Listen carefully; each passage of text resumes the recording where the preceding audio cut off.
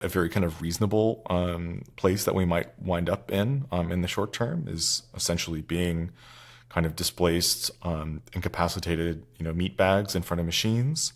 I also see us, increasingly dropping off into totally enslaved conditions, which I think is obviously not a thing to celebrate, but something that could shake up the current, the inevitability that seems to kind of shroud the present moment in some way and add some volatility or flux or alternative outcomes. We gave a talk about a year ago called How to Kill the Internet, basically looking at the way that internet infrastructure operates, looking at all the chains of redundancies, all the complexities around what it would mean to take a structure like this down.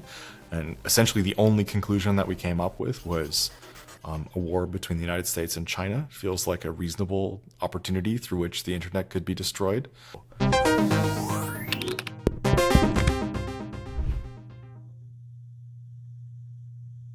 AI bots are taking over the internet.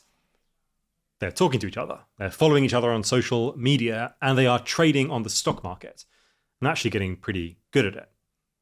And because of the way AI works, everything they say and do will then go back into the model next time someone tries to grow an AI from the internet.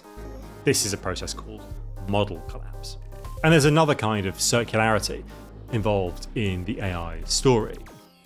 All the major companies involved are investing in one another. It's part of a complex web of deals that's sustaining this current boom.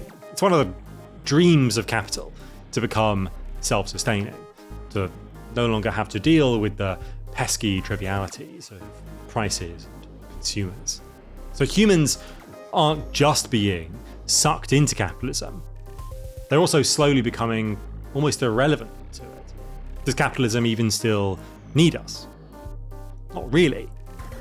That's the thesis of today's guest, Marek Poliks, who's written Exo-Capitalism, Economies with Absolutely No Limits, one of the most mind-bending, mind-melting books you will read this year. For this episode of our series on the accelerating world, I spoke to Marek about the baffling economies of cryptocurrencies, the AI bots that are taking over the internet and perhaps the economy, high-frequency trading schemes, the strange, hulking digital beasts that lurk on the internet, and the strange fate of the small Pacific island of Nauru.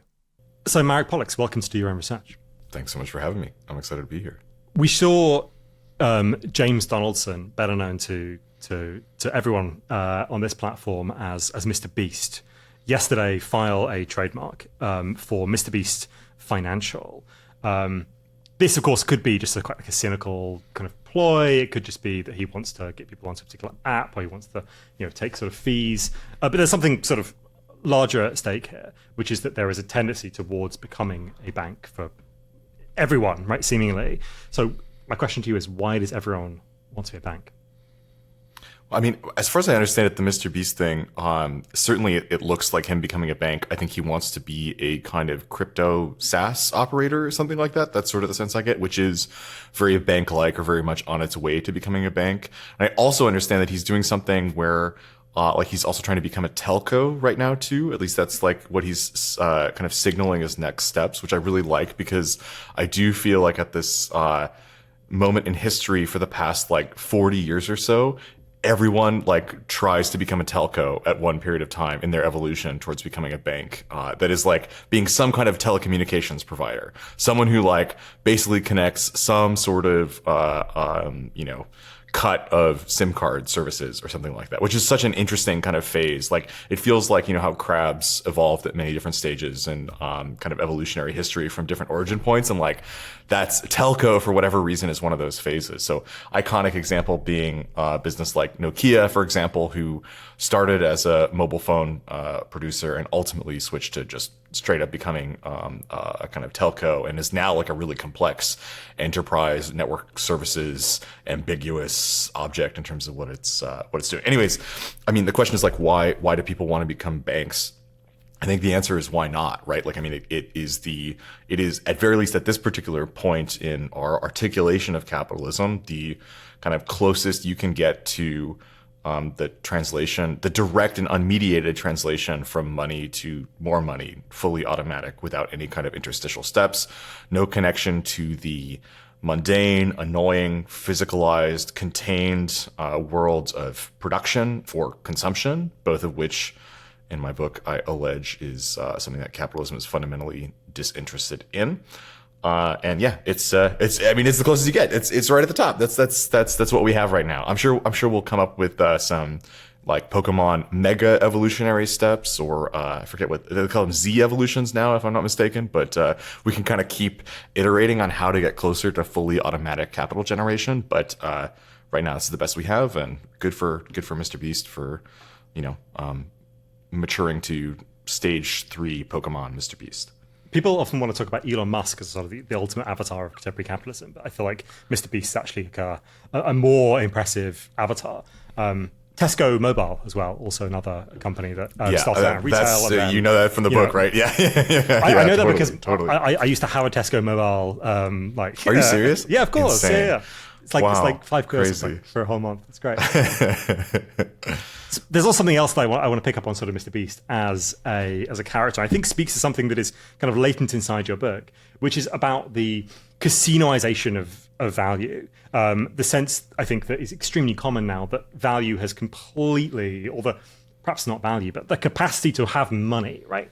Like the flow of money is sort of completely disconnected from the activities of labor, right? Conventionally understood. And that what you're really trying to find is some sort of moment of stochastic deliverance, a kind of almost random moment at which you can extract yourself from the mundanity, the tedium, the boredom of everyday life and become wealthy for really like no very good reason. And if you watch Mr. Beast's videos, that is what happens in each of the videos, right? Someone is delivered, right? It's almost like evangelical churches, right? Where like someone from the crowd is allowed to come up and get blessed by God and something like this. I wonder how you understand that particular kind of affect or that particular kind of experience that I think lots of people have, where value is disconnected. Or what does that do to our experience of what is worthwhile doing? I think it was Hito Steyrl, but it might have been Simon Denny when reading Exo-Capitalism, which is the book that I'm talking about that I co-wrote with Roberto, Alonso, Trillo, who noted, or actually, I think it was them.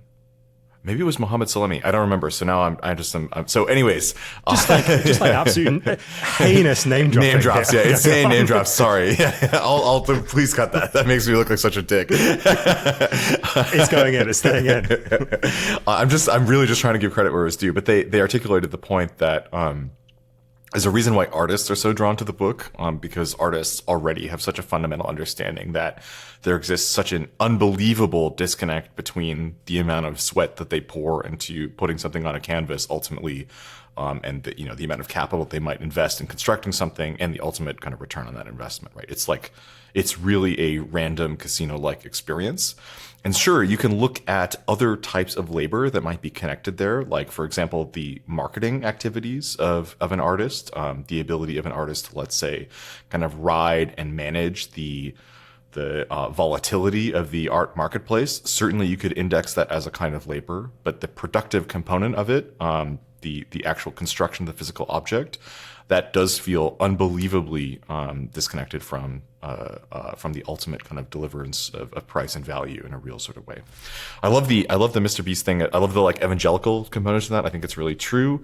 The sense of being delivered from, let's say, the position of existing in such a situation that one's physical labor feels strictly connected to the production of value and ultimately price. Like, that is a incredibly weird and alienated and bizarre zone to be living in right now. Of course, that's the vast majority of experiences that do exist.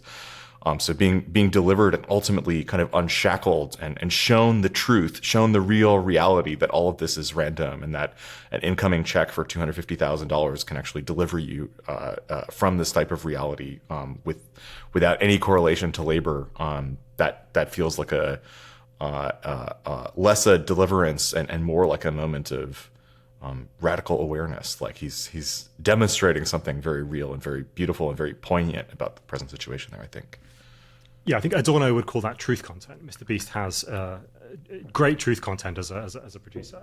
We're going to go up this hierarchy. So you will, if you're watching the video, if you're not watching the video, there is a line here, a lift that we are going to go up. We're going to go up this like big arrow into the sky, which has lots of companies on, and we're going to basically be tracing this through for the next sort of first part of this discussion. Before we do that, if I could just get you to describe what lift is, right, as a concept, because this is the thing that has transformed, in your view, the sort of whole of capitalism, not just made the relatively arbitrary speculations of Mr. Beast videos or the kind of the relatively arbitrary speculations of the art market, but actually transformed the whole of contemporary capitalism. What is lift?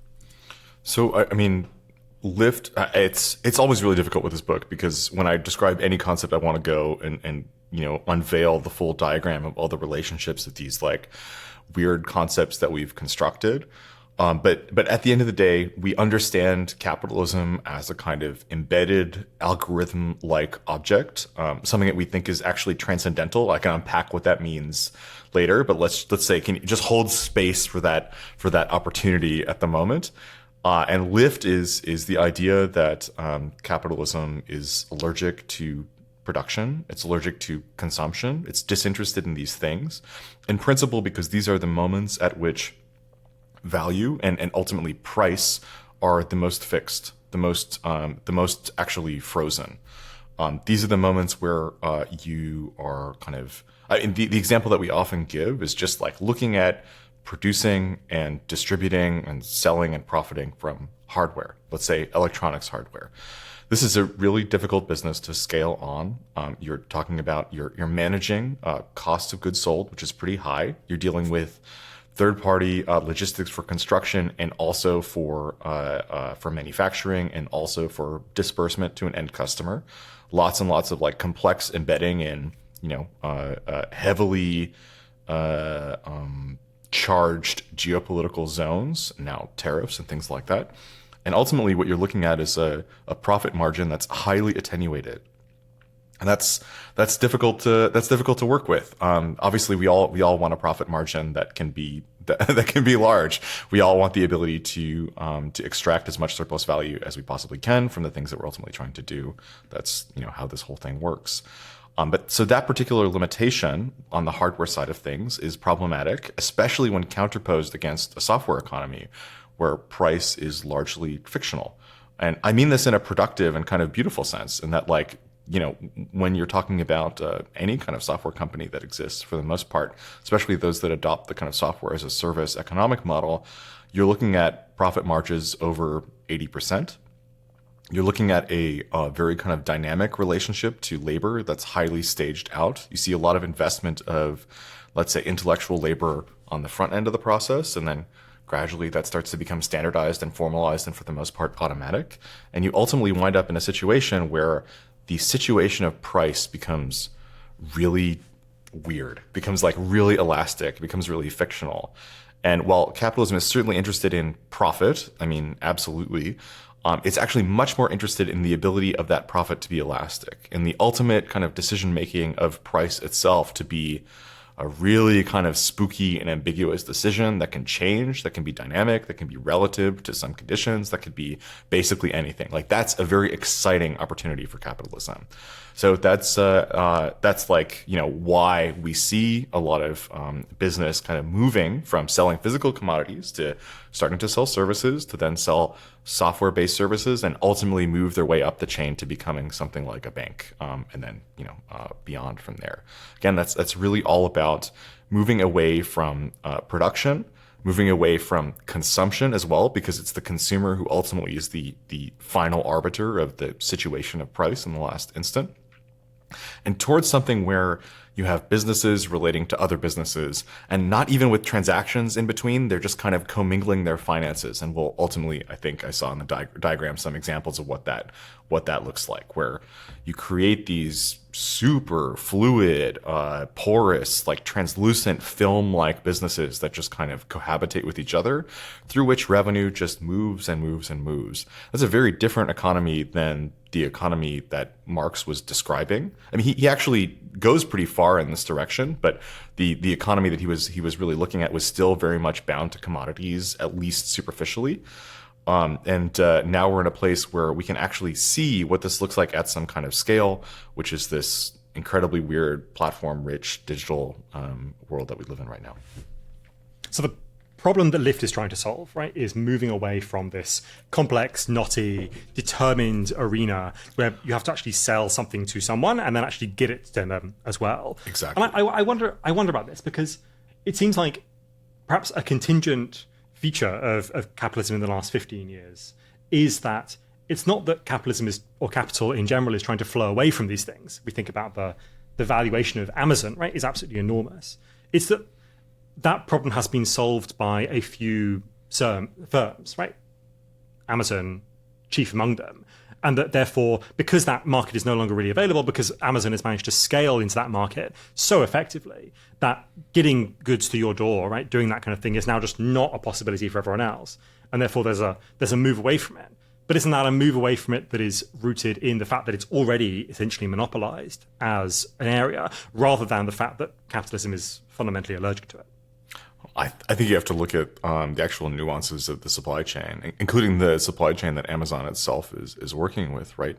Certainly there's a large logistics component to what Amazon is doing, but there's also a very large partnered ecosystem that's being mobilized here. You can look at like what Rakuten Super Logistics used to be like in the US a couple of years ago as an example of this as well. You have this movement from, I think the best way to think about it is like the transformation of the logistics itself from first-party logistics, which is the actual kind of moving of physical objects to this and that location, to second and third-party logistics, which is the management of providers of those services, ultimately to now fourth-party and fifth-party logistics services, which involves basically this like continuing injection of management overlays into a system that increasingly consists of third-party contracted services. So like in any kind of situation where you're working with third-party contracted entities, you're also inducing these managerial overlays that are fitting inside and managing those contracted services, and then managing. And each of these individual organizations also has very much within their interest to move away from the direct provision of these services, again, because of that finite determination of price, also because of like the exigencies and raw contingencies of like doing these things, being a rather difficult thing to do, being also limited in their ability to kind of manipulate, let's say, kind of local, hyper-local, political objects to, obtain extremely low-wage labor, for example, and other things like that. So that's why you get that kind of managerial stack.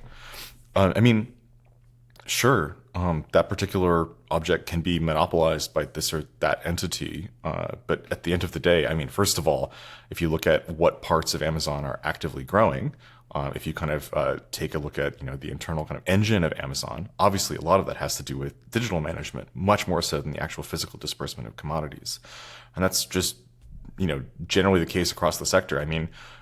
I think everyone is kind of happy to let Amazon take that function over because there's other things that are more profitable, or rather more elastic in their profitability, that are exciting to other businesses. So I don't see that as a kind of surrender. I see that as a very kind of happy to say, okay, go for it. We got other things we want to do.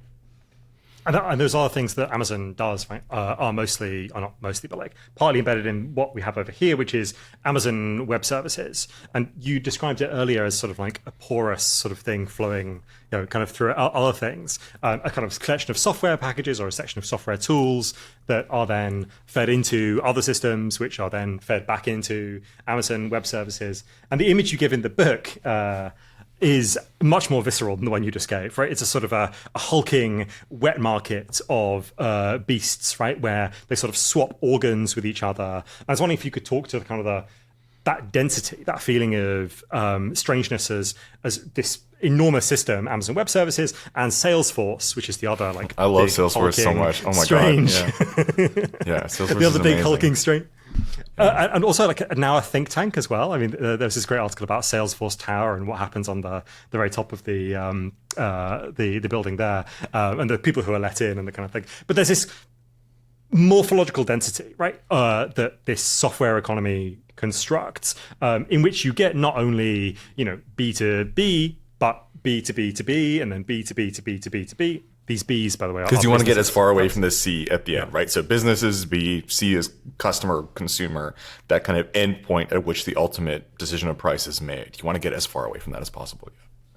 Because so the idea here is that at the very on the left-hand side of our chain here on the diagram, which is the C to B relationship, which is where you get sold some sort of piece of software, right? Or you get sold some sort of object, right? The price there is relatively inelastic because the consumer can go elsewhere and say, I'm just going to buy something else, right? If something else is cheaper.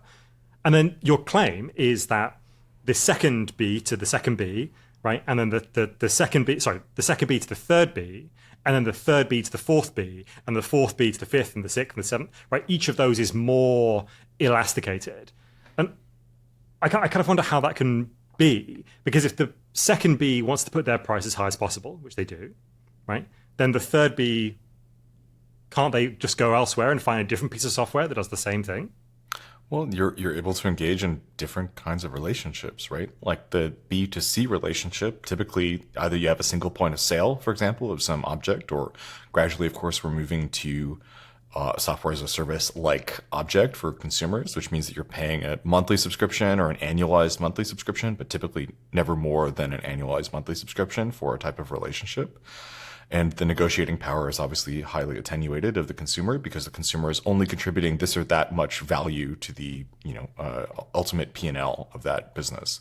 But then as you move higher, well, you move into enterprise contracts that are 3 to 5 years, for example, that are super modular, that actually have a tremendous amount of money associated with them, in which you can engage in some pretty radical discounting in order to ensure that you're able to, let's say, construct a long-term contract that you can therefore leverage as a representation of some kind of future claim to cash, which is really useful when you need to raise money, right? So you have a contractual commitment to more money in the future that you can amortize as a reflection on the present, which you can then use as a kind of statement of your own profitability or gesture towards profitability when it comes to moving up the next stage of the startup lifecycle.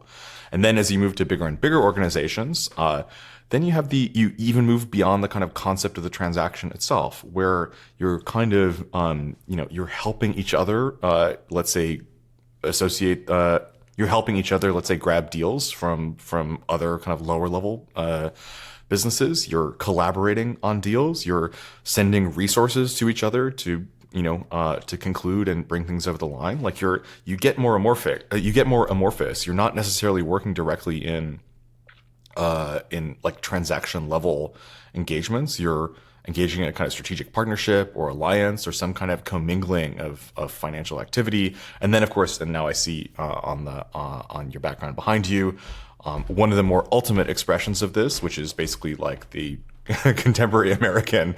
That's the American GDP growth this last year represented right there, right? Where you have this kind of commingling between neoclouds like CoreWeave, quote unquote hardware providers like Nvidia, obviously AI objects like OpenAI, Google, and then SaaS providers, business providers like Oracle, investment groups like SoftBank, for example, all kind of commingling their finances in this circuitous chain of investments. And like a lot of that is all about speculative future capital relationships. Like what is on the slide here is not that controversial or crazy to me at all. Like, I mean, yes, absolutely, this is the type of bubble when it exists at this level of scale that can have some serious kind of downstream implications on the economy, because there exists such a strong decoupling between statements about price and value and any kind of backing by a real underlying asset. So that does create some contingency for an economy such as ours in the US. But I mean, to me, this looks absolutely like conventional SaaS service relationships where you're basically, engaging in some loose contractual commitments about the future that likely will be renegotiated based on, this or that real contingency. So yeah, I mean, I think that answers your question. You're asking a question about like price determination, but I think the answer to that is like price determination only happens when you have this like very very kind of specific downstream. I call it the kind of like the anus of the system in a lot of respects, and that like this is the moment of kind of excretion from something that is much more nebulous, something that is much less discrete, something that is more amorphous into an actual transaction, and we just move away from transactions. And so on the board, we've got a kind of a circular diagram which shows OpenAI, Nvidia, Meta, SoftBank Group, Microsoft, Oracle, CoreWeave, Intel, Google, AMD, which are well beyond the Magnificent Seven there as an investment group, but basically the fundamental companies in the AI space right now, at least in the American AI space. And it shows the diagram of relationships between them. They've all invested in each other. Nvidia invested in OpenAI for the tune of $100 billion. And then OpenAI pays Oracle, which for cloud services, and then Oracle buys from Nvidia to buy its chips, right? So you get the circular relationship where each person is both an investor and a customer and a business sort of partner with each other.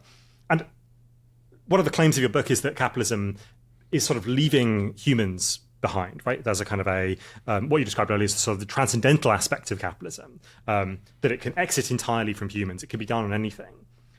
What I see here is not necessarily exiting from humans, right? I mean, people are involved in these business deals. People benefit from these business deals. I see them exiting from the preoccupations of labor, and I certainly see them exiting even from servicing things that are directly relevant to or paying the American middle class, who are kind of the major beneficiaries of contemporary capitalism, right, as a group. Isn't this just deeper, more stratified class politics of the same order rather than capitalism leaving humans behind? Well, I mean, let's unpack that a little bit. So the statement that we're ultimately making about what capitalism is we're trying to look at capitalism beyond a kind of social analysis, which means we're trying to not look at capitalism from the anus up, right? We're trying to not start from labor and then through labor somehow reconstruct capitalism as such. That feels like the wrong thing to do. A friend of mine just sent me a passage from David Hume that was really beautiful, which was like David Hume, controversial reference here, but essentially go for it. Trying to hell yeah, trying to basically identify the structure of a tree or make some kind of assessment about how a tree works by looking at the rustling of the leaves. Like that doesn't feel like the right thing to do. Certainly, there exists some correlation. You can absolutely do some pretty sophisticated analysis on leaf rustling that can tell you something about trees that I think is useful, but you hit diminishing returns pretty quickly. So that's one of the main objectives behind what we're doing. But in so doing, we kind of came to the philosophical conclusion that the right way to look at capitalism might be through ontology, through understanding it as a type of being.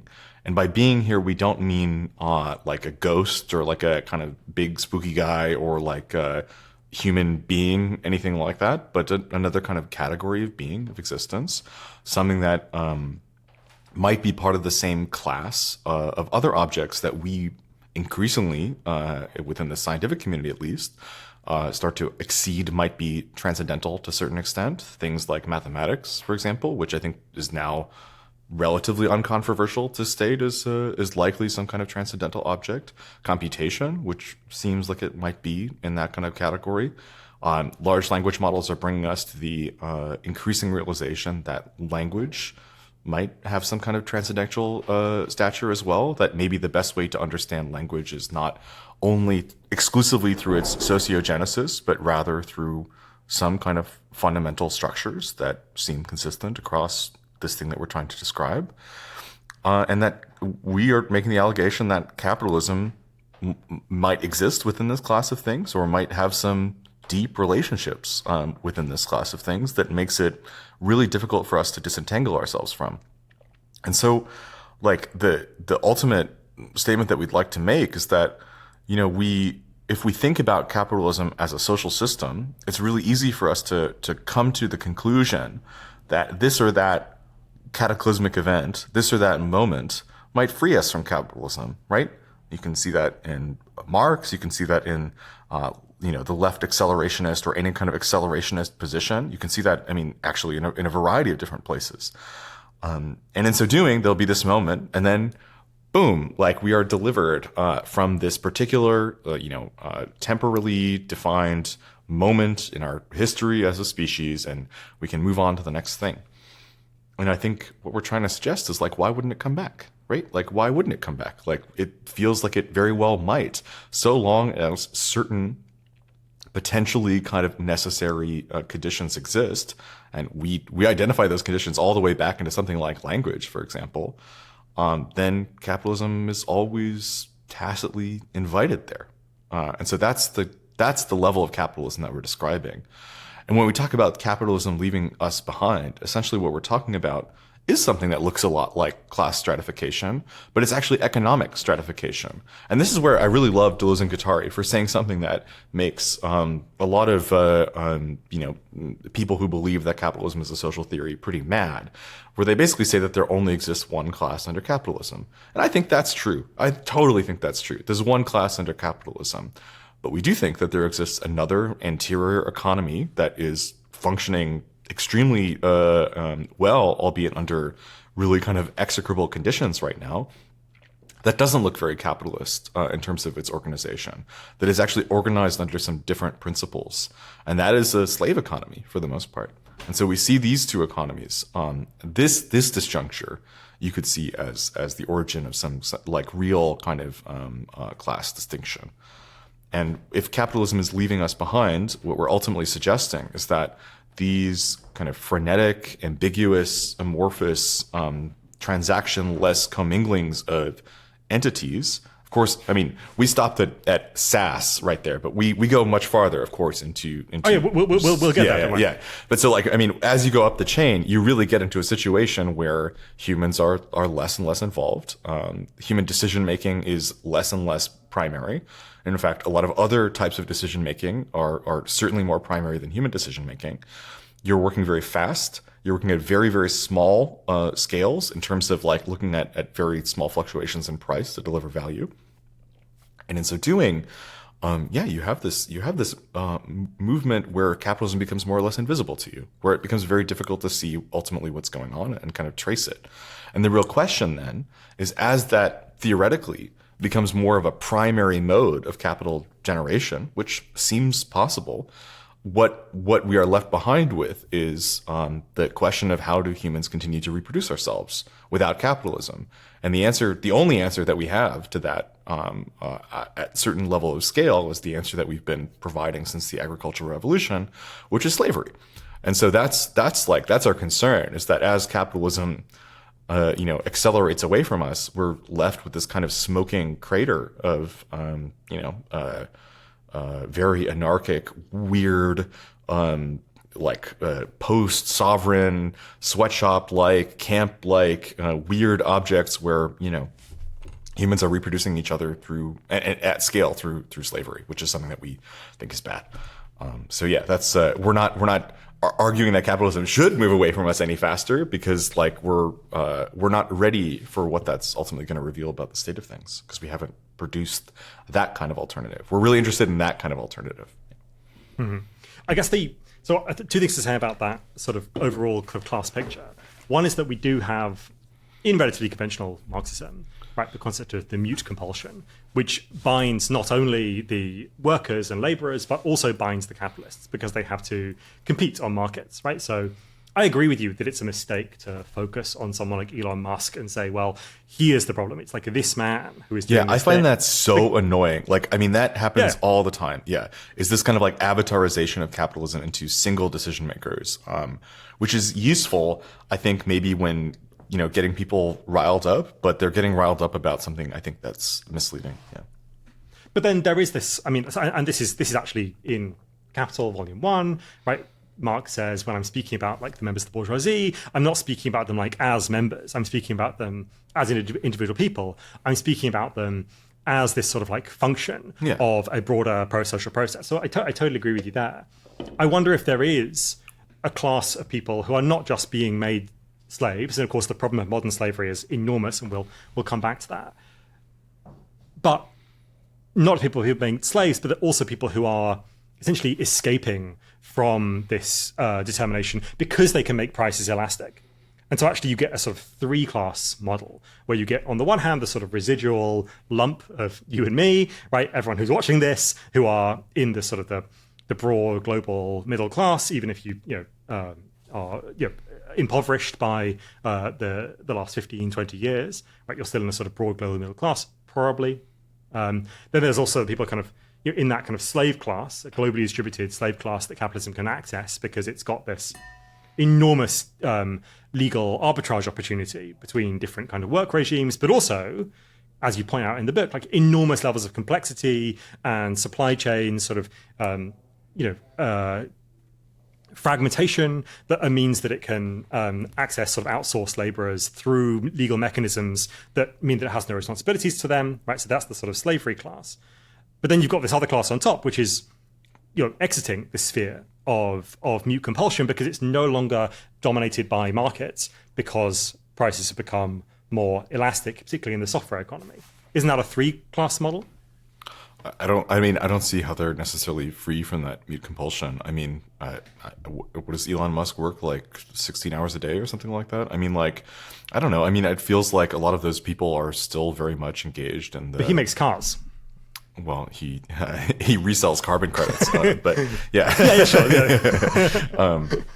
We can get onto the Tesla model, actually. Let's begin our sort of ascent of this, because I think we've sort of cleared some sort of theoretical ground here. There's some big claims. I want to address the three-class thing, because like I don't think that's true. Like, I mean, I think certainly there exists some potential for humans to exist with significant enough privilege that they can exit from the local level financial concerns. Absolutely. But we're thinking obviously at a larger scale. Like, I mean, certainly once you exit, then you exit the ability to continue to kind of produce that situation that you're currently in over a longer period of time, especially kind of transgenerationally, right? So no, I think I disagree. In fact, I would see like that kind of upper echelon of, whoever it is that we're discussing as incredibly activated by mute compulsion. That middle class definitely is disappearing. I think that middle class has always been disappearing. It then reappears and then disappears again throughout history, obviously, and it falls ultimately into the slave economy, which is, I think that's what animates one of the drives of the book that we call drag, and then of course, the slave economy. But I mean, I don't think that distinction is useful, I guess, between those two objects. Anyways, sorry. I guess the thing that like about the mute compulsion, where does it come from then? If we're saying that price is wacky, if we're like, what is the mute compulsion of capitalism? It's not final determination of price by the consumer. It's not even market determination of price because software objects are all very different, right? So what is the determination of price that means there is a mute compulsion underlying the social structure that forces capitalists to return to the marketplace? Oh, I don't think that you do. Do you need a fixed determination of price to engage in some kind of mute compulsion? I mean, like ultimately, what we're looking at is the kind of pressure system, I suppose, that continues to bind together this upper class in some way.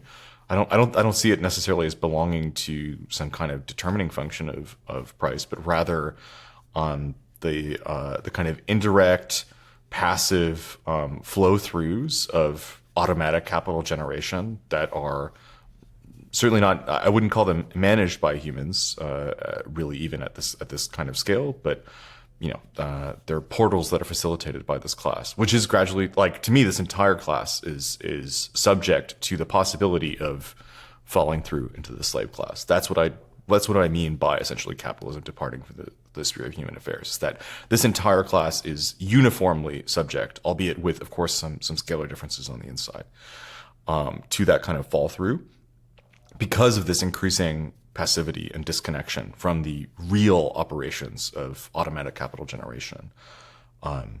So Dismute compulsion I call drag, and I think drag is experienced by everybody within this class in different ways.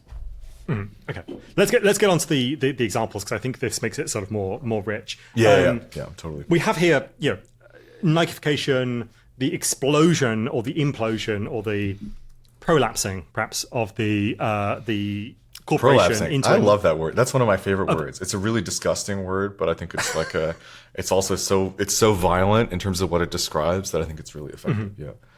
So we have this.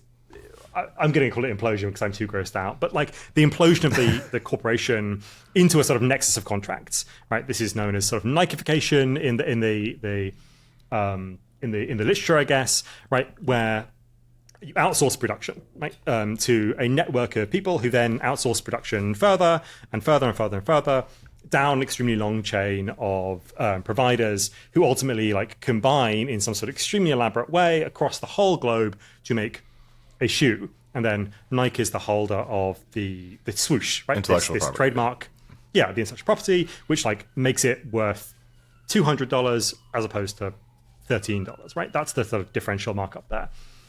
Then we get onto Uber-ization, right? Which I think people are probably also relatively familiar with, which is where on-demand labor gets contracted via labor platforms. There are a whole collection of ways of sort of framing this. Varoufakis talks about technofeudalism, Jody Dean about neo-feudalism, Nick Cernacek has platform capitalism. What's missing in these conceptions of this process? I think ultimately what's missing is the connection to the mechanisms of human social reproduction, which again we argue is kind of functioning through this anterior slave economy and not something that is actively under the interested thumb of capitalism itself. Instead, capitalism is very happy to let that stuff sort itself out according to pre-existing social regimes. I think, like, from what I understand, to me, it's very difficult to parse the distinction between Jody Dean's argument and Varoufakis' argument. They have, like, maybe different levels of more or less reasonable paranoia about what's happening, especially in Silicon Valley. But that does seem to be a major driver behind these arguments, which is that there's a kind of ambiguous sense, especially by Varoufakis, that it is the material interests of large-scale tech companies specifically to become kind of full stack, vertically integrated providers of human welfare, essentially, and in so doing, obtain the ability to manage the human layer, extremely actively. Maybe there can be some kind of local scale anarchism per a kind of feudal paradigm, but still there is this need to construct a kind of full vertical integration. So looking at something like Amazon as an example here, you could see a kind of reading of a tendency to own the digital space in its entirety, own the commercial space in its entirety, also own the warehouse logistics space in its entirety, and start to create these kind of like shanty-like cities, for example, like the one that I reference many times in the book outside of Tijuana, where you have this like really kind of bizarre intervention of a foreign multinational into like a local level, existence, and that's not happening in some really extreme circumstances. But I think ultimately the problem with at least Varoufakis' account from my perspective, and with a lot of like European takes on the kind of situation in Silicon Valley, is that it's being kind of done primarily through social media as an understanding of what a platform is. There's a huge over-indexing on social media platforms as platform capitalism, which makes sense. Like social media platforms are the most apparent and visible and discussed components of platform capitalism, but they're also, very specific in terms of what they're ultimately trying to do. And also they're like highly, the way that they actually operate is a little bit more ambiguous. Like if you look at Meta, for example, as an object. And so, according to our theory of Lyft, we don't think that businesses are actively interested in doing any kind of vertical integration all the way into the ground in order to do that kind of maximum level of labor abstraction, and in so doing, capitalize on all of this in order to extract the most profit. Instead, we track so many of these organizations, Amazon included, as increasingly becoming financial services producers, banks, and ultimately fully automatic capital generators who are increasingly less interested in providing these types of services and again are very happy to let the situation on the ground take care of itself. They're increasingly less dependent on humans. So what is the requirement for them to get involved in not only sustaining human social reproduction as a labor force, but even extracting maximum surplus value from human workers, right? Because again, moving away from the type of labor that humans are good at doing. And so, I guess, that's kind of my problem with it, is that we're looking at platforms the wrong way. There's an obsession with monopolies, which I think is incorrect. People think that the contemporary monopoly looks like Amazon, where you have this giant thing that owns everything. It wants to be the entire world. I mean, Joshua Citarella has actually I think a very good analysis, although I disagree with it, about the quote unquote platform wars. Again, social media, obviously, looking at the claim or the interest that many people attribute to corporations to contain the entire world, to be your kind of one-stop shop for everything, to be an arbiter of everything, to be a vertically integrated full stack provider of everything, to be the world. And that's, according to our analysis, that's not what any corporation wants to do. A corporation actually really wants to be in bed with other businesses. That's what it wants. It wants a plurality of businesses so that it can construct these super lubricated, slippery surfaces through which revenue is circulated. And if you looked at that example that you shared earlier, that grid of how the American GDP is currently growing, that is a grid that could only exist precisely because of points of differentiation that separate those businesses from each other. And what's really interesting is that those businesses are competitors. AMD and Nvidia are competitors. Microsoft and Oracle are competitors. But they're all incompletely competitive. And that's what our narrative of the platform is all about. It's about kind of creating a sufficiently de-differentiated service such that you can compete on something, but also not compete on something. You can tell a better together story. That's what everybody says in software, right? You can be part of the same deal. You can sell each other's services, even though you're contextually a competitor in the most abstract sense.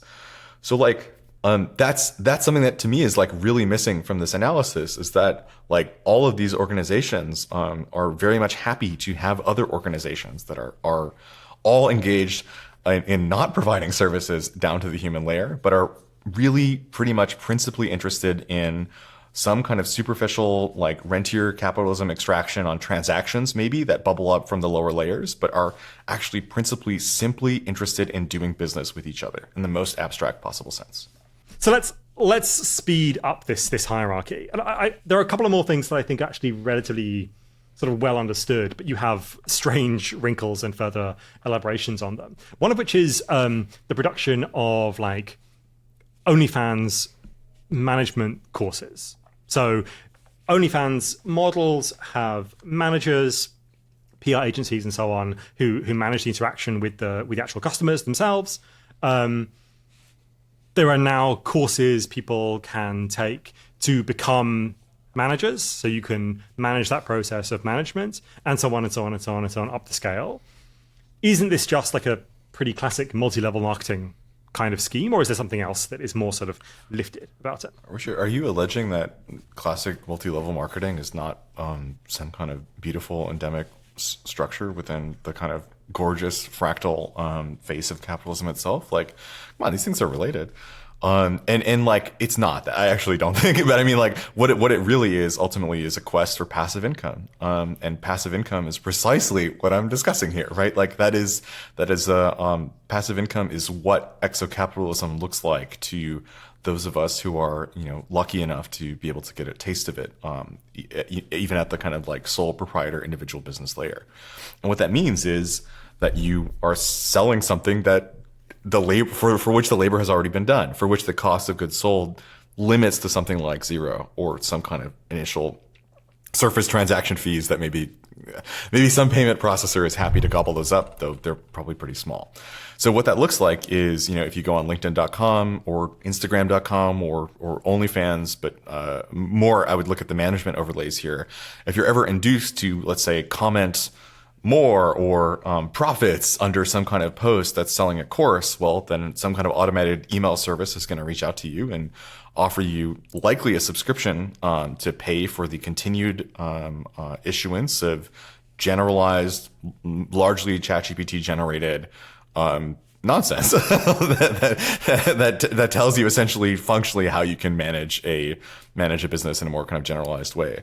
Because the idea is that, like, obviously individual businesses are hard. The margins are really tough. You have to do a lot of stuff. You have to produce something. And it's much easier to provide a more generalized management overlay service. So, like, an example here that we put in counterpart to something like OnlyFans is someone like Siemens, for example, who was around since Marx, like, incredibly dynamic company in terms of its evolution over time. So, Siemens, for, let's say, the last, like, 70 years or so, but a little bit earlier than that, provides manufacturing services or does manufacturing of things and ultimately kind of transmits those things out, right? You can buy physical things produced by Siemens. But what happened over the past 50 years is an increasing interest in automating that manufacturing layer, obviously, which can be read as an interest in Siemens doubling down on manufacturing and getting actually really interested in manufacturing, becoming obsessed with manufacturing in some ways. And in so doing, they're able to extract as much surplus value as they can out of the labor process through which these physical things are constructed and ultimately sent to companies. But we read that actually completely differently. In Siemens's interest in automating manufacturing, what they're actually really doing is they're interested in building a software management layer that they can then sell in recurring software-like configurations to manufacturing businesses, right? They want to move away from being the manufacturer of something, and actually what they want to provide is a generalized solution that they can sell to manufacturers, to other manufacturers. And, that allows them to move away from the C at the end of the B2B layer and kind of move up the B2B chain. And that's exactly what's happening when it comes to OnlyFans, management, coaching, consulting, whatever layers, is that you want to be providing a service that sits over the B2C transaction at the bottom. You want to sell to OnlyFans content producers or ultimately to OnlyFans management agencies, because that's the most kind of generalized layer that has the least fixed prices in terms of the ultimate interchange, the most flexibility of price rather.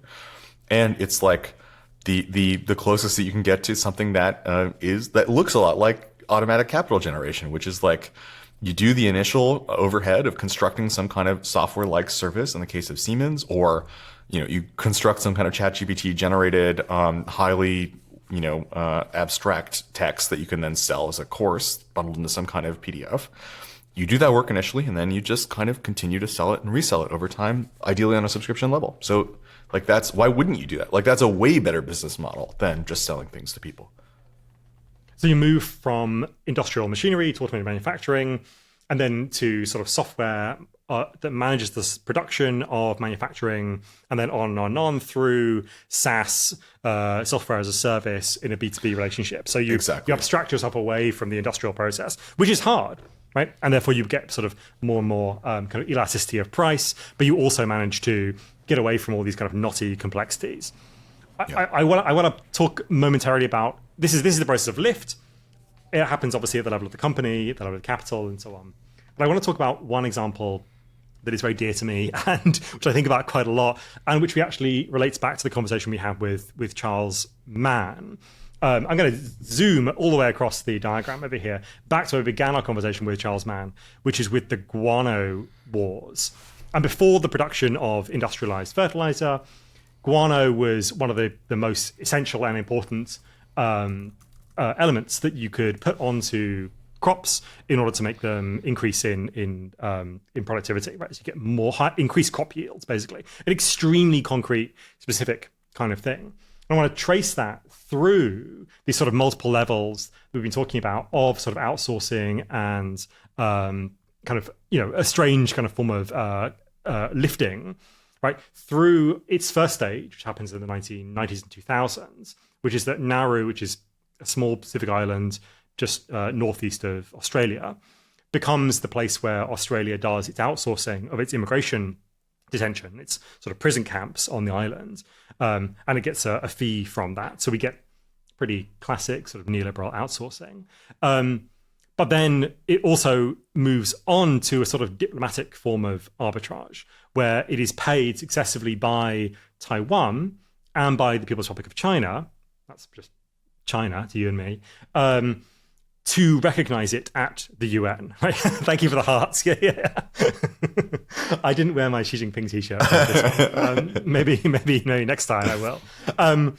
We will, there's this sort of move towards diplomatic arbitrage where like the very idea of being a member state of the UN becomes the kind of thing that you can kind of leverage as a thing that allows you to get money from these much larger economies elsewhere in the absence of a sort of physical resource that the guano has now been exhausted, right? So you sort of move away, not only in the kind of production of companies away from physical material objects, but in statecraft, right? Statecraft becomes this more abstract, more sort of amorphous, more kind of lifted process.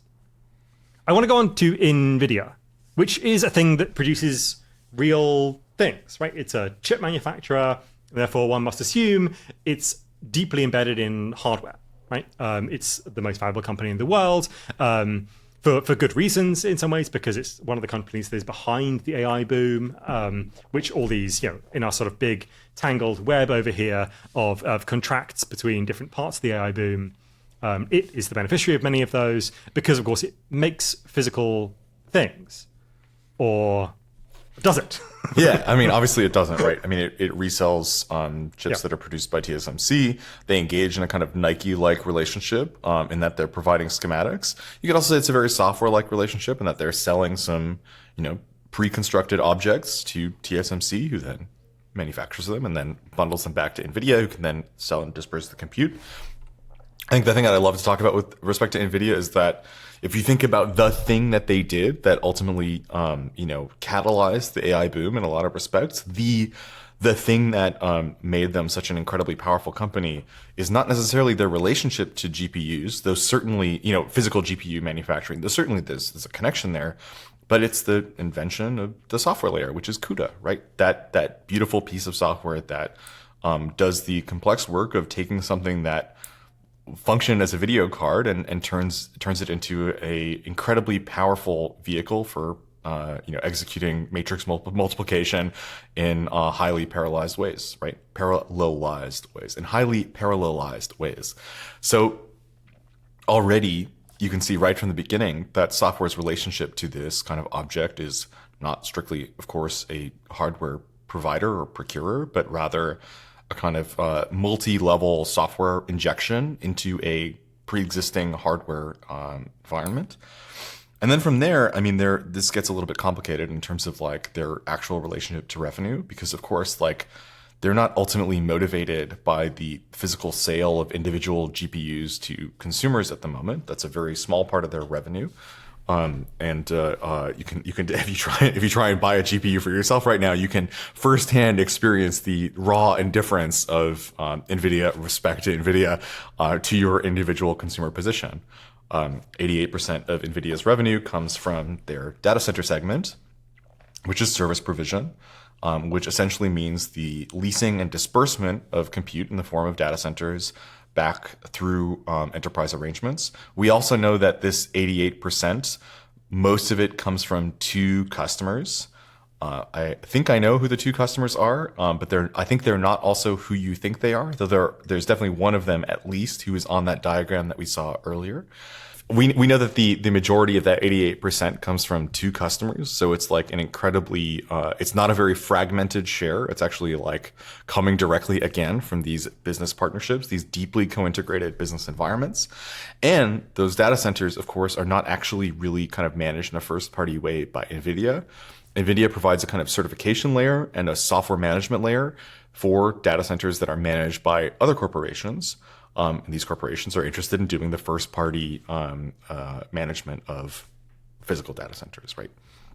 And of course, then you have all kinds of weird stuff that happens in those data centers, which is really interesting. And that, like, some of that compute is underutilized, is not used, is like fragmented in some kind of interesting ways, and you create opportunities for other businesses to get in and share those data centers. I was just talking to a company that engages in like a blockchain-based approach to selling. Actually, they really sell to investors ultimately, but what they do is they take any kind of spare compute that's existing within a data center like this. They attract investors to some kind of shared fractionalized ownership in those GPUs, and then sell that out as ultimately like spare compute to sole proprietors who might want to get engaged and use those data centers. So it's always good to like never think of any of these things as monolithic, but instead as highly goopy, like lots of stuff, lots of like very small fractal edges occurring that different levels of revenue extraction are floating within. But like that's the position of Nvidia. Is like certainly they're engaged in some very real innovation. There's definitely a lot of like very real operational and capital expenditure that's happening on Nvidia's part to accelerate and ultimately capitalize on the Gen AI thing, which means a lot of work on that design component.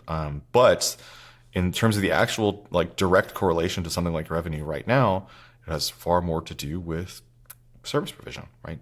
Through precisely the mechanisms that we've been talking about for the last hour or so.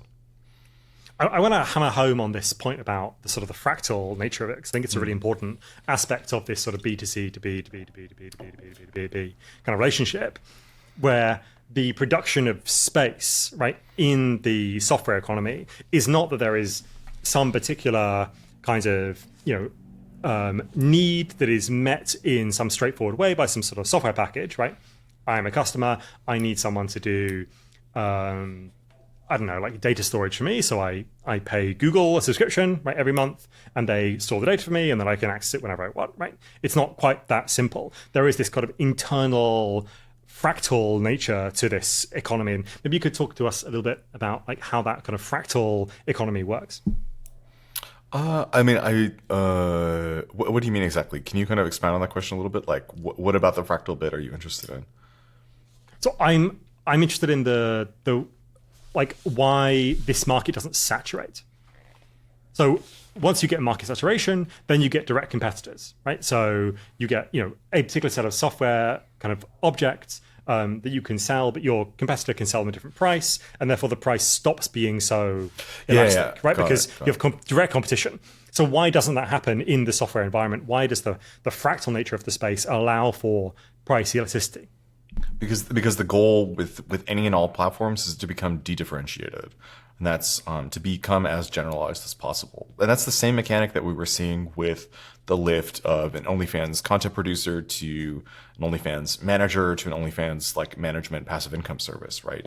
Is one towards generalization, towards de-differentiation, towards the abstraction of some level of activity that might be B2C in some way into something that is more generalized, less speciated, less direct.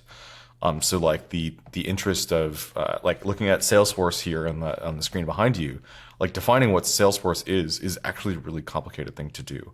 It's beautiful. Like Salesforce, I think, is like one of the most beautiful things that exists. Famously, has a UI that is confoundingly indifferent to human experience. If you've ever used a tool like NetSuite as well, that's another kind of similar but a little smaller scale object for logistics. There's almost like it really communicates its indifference to the layer of the person that's actually kind of filling out those fields for reasons that like make sense. Like that's not what it's about. It's about facilitating this, facilitating interaction at a much, much higher scale.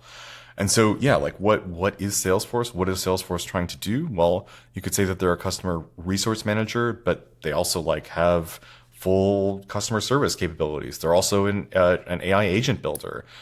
They're also something that you could use for marketing technology and marketing operations. They integrate with absolutely everything on the planet in the most beautiful and elegant possible way. Like it's an open, it looks like I've been thinking about cow stomachs a lot recently. Like there is maximum surface area within this space.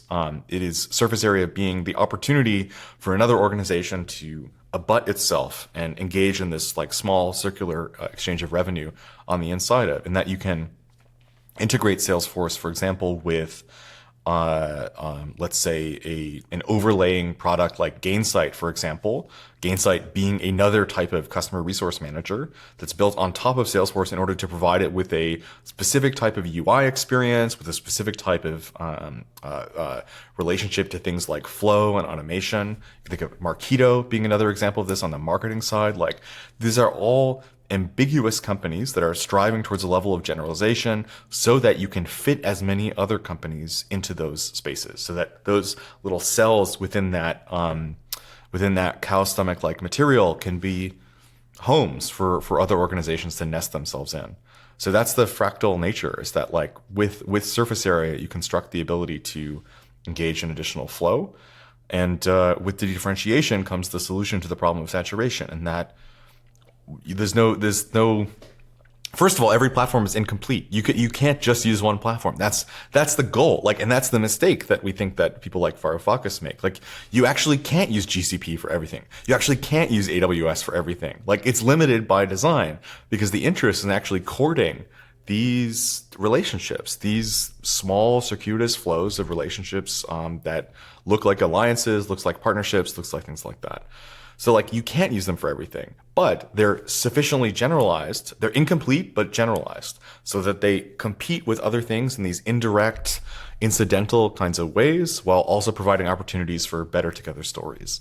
So that's the answer to saturation, is to become general, and to become maximally integratable, while at the same time always having little opportunities for value add. So, little specific kind of use cases, use values that legitimate their claim to coexisting within some kind of mutual share of management tooling. So dedifferentiation, we might naively expect, tends towards monopoly, right? So as things get more similar, they all start to compete, but they don't actually end up competing. You don't end up with monopolies, because you end up with this sort of fractal relationships where more and more value can be extracted at all these different points.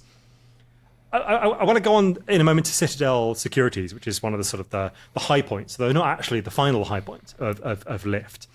But before we do that, I thought it would be more useful to talk about some of the effects of this stuff on everyday world, like our life world, the place we actually live all the time. And although in the book you sort of declare your indifference or like lack of interest, or rather Exo-Capitalism's lack of interest in not this, my lack of interest. Yeah, totally. Yeah. Thank you. In this sort of this life world, right? Like, it does have effects in our world. One of which, of course, is the immense proliferation of modern slavery, right? As a kind of a way of living, as capitalism extracts itself, or capital rather flows away from the experience of everyday life, and so the response to that is often for tighter, denser regulation. Why doesn't that regulation work? Like, why does it itself generate more kinds of fractal surface area for the production of further exocapitalism? Yeah, that's a great question. So the example that I love to trot out is GDPR, which you can think of as something that maybe something that attenuates the free proliferation of software businesses that are theoretically able to do the thing that I think a lot of people in Europe, thinking about Varoufakis here, really think that tech companies are all about, which is essentially the claim and interest in your data.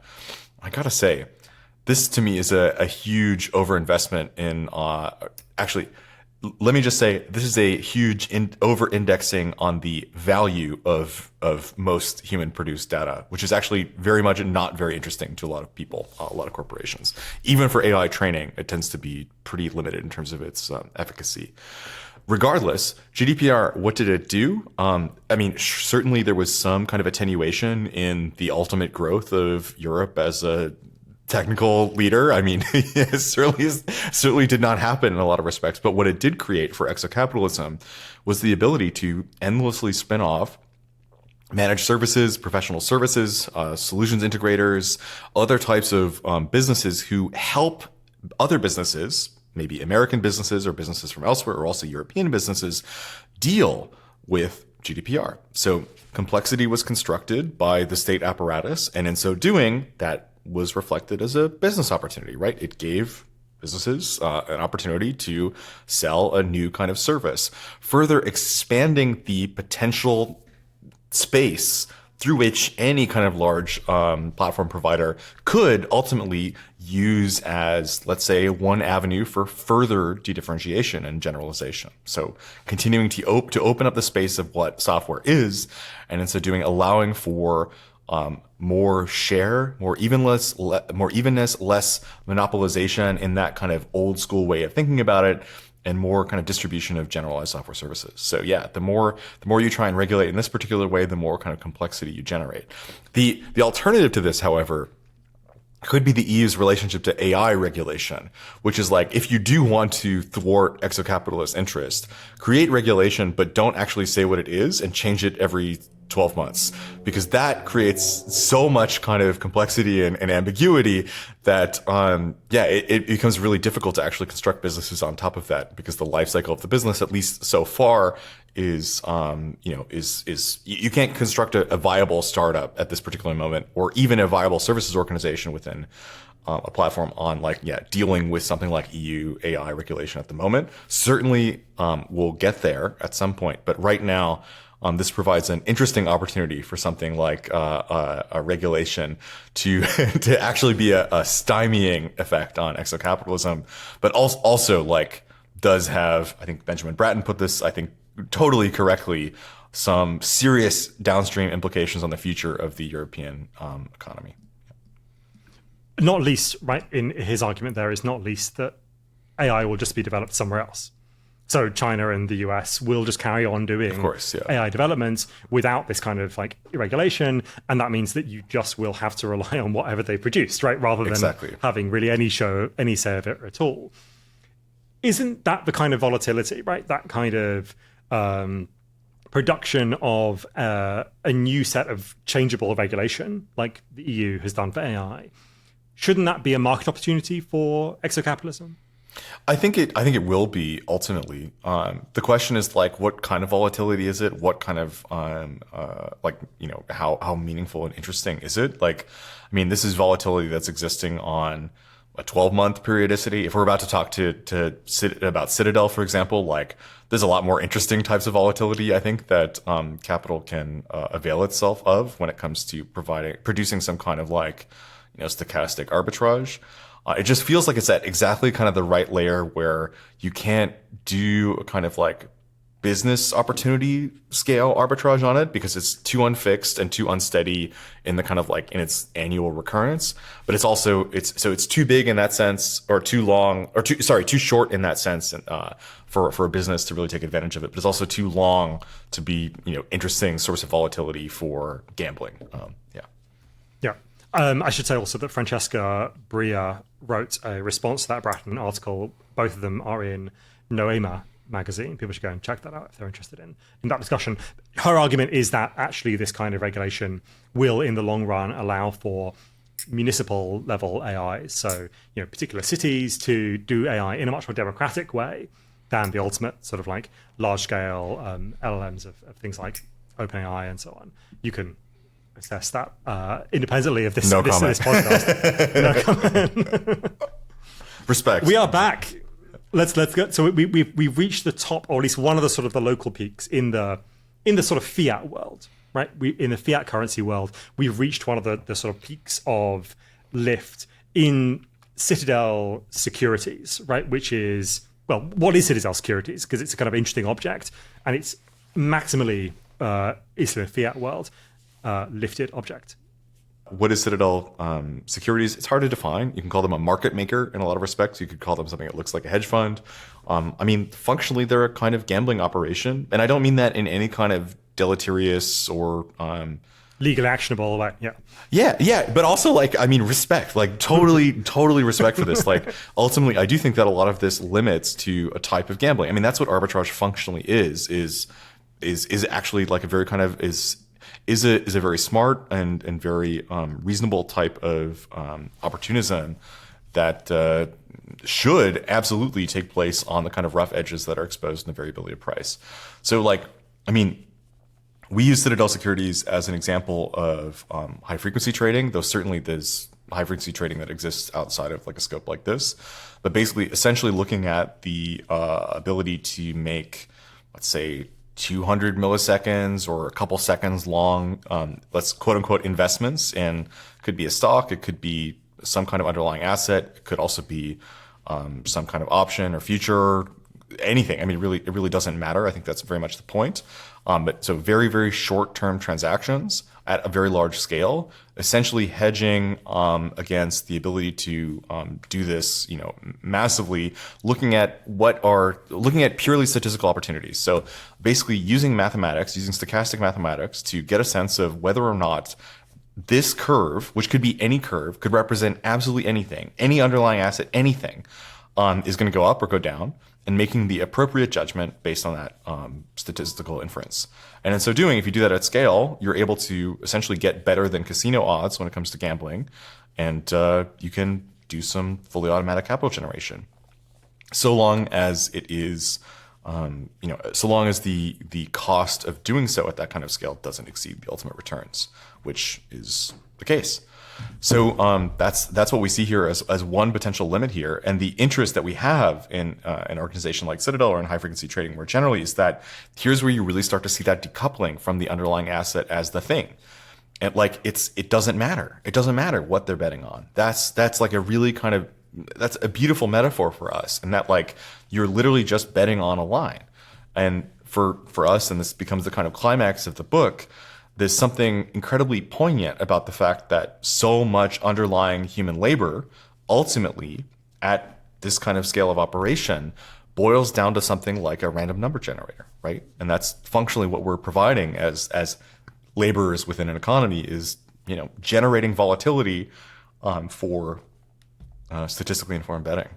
So that's, to me, that's a much better way of thinking through the mechanics and the relationship of something like labor to the overlaying economy.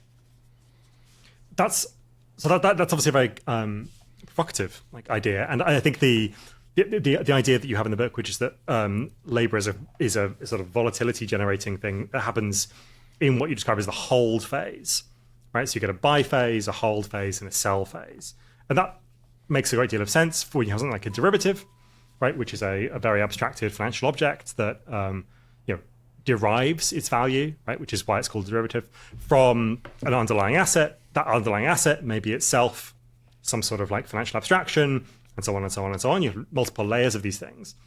But the idea that labor itself is just this kind of like stochastic movement in the world that could be really anything, I think makes sense only from this sort of vantage point, right, at the very top, that you seem to adopt like as an analytical tool to think like, okay, well, if we maximally abstract this, then it looks like mere volatility inside that. But in the world that you and I sort of inhabit, that seems like an extremely strange way of thinking about it. I don't think so. I mean, like think about the art world. Yeah. Like to me, again, like go back to the art world. Like this is where you actually get to experience what that looks like in real time.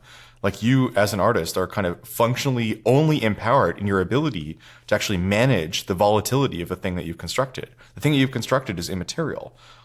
Your labor relationship to this asset, your labor relationship to these economics strictly tapers to your ability to negotiate, move around that activity that's occurring within the hold phase.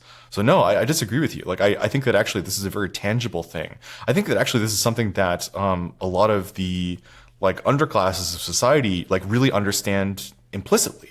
Is that like literally everything that is produced here, like it doesn't matter. Like it feels like it doesn't matter. Like I think a lot of us like intuitively understand that the material output of what we're doing doesn't functionally matter in a kind of determining capacity on upstream decision making. Like I think that that's a very liberating moment.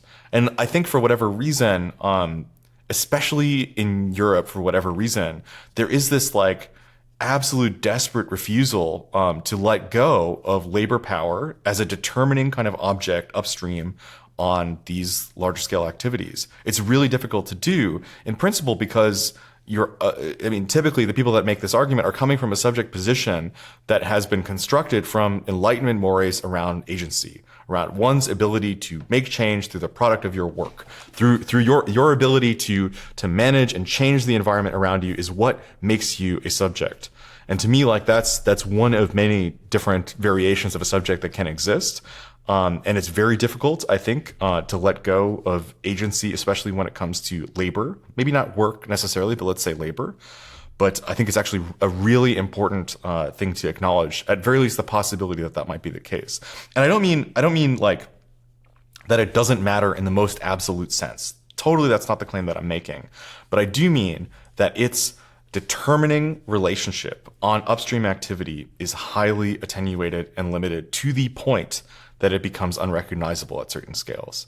And we should understand that not just from the highest vantage point of Citadel Securities, but actually all the way through the productive chain. I get that sort of critique of the particular kind of investment people have in what they're doing, right? Because you feel like you want the thing that you are doing to have some sort of material effect, right, like that kind of cascades through the system. And in fact, you're saying that it sort of does, but only in this very abstract form, which is it constructs volatility for further speculation on the further movement of that sort of arbitrary curve, right? That digital capital looks down on you through, but the world persists, right? Like, and the things that happen to us, like, are different. So it's not that it sort of doesn't matter in some sort of nihilistic way, but that it only matters. Like, it doesn't matter from this vantage point what exactly it is. And I think from the vantage point of capitalism, yeah, absolutely. But I mean, the world exists outside of capitalism. I'm not making the claim that capitalism is the world. Are you? Like, I'm kind of curious. Like, of course, like the things that we do matter. Like the work that we do, and maybe in an Arendtian sense, matters principally. But from the perspective of capitalism, that's where I start to see a really interesting and powerful decorrelation.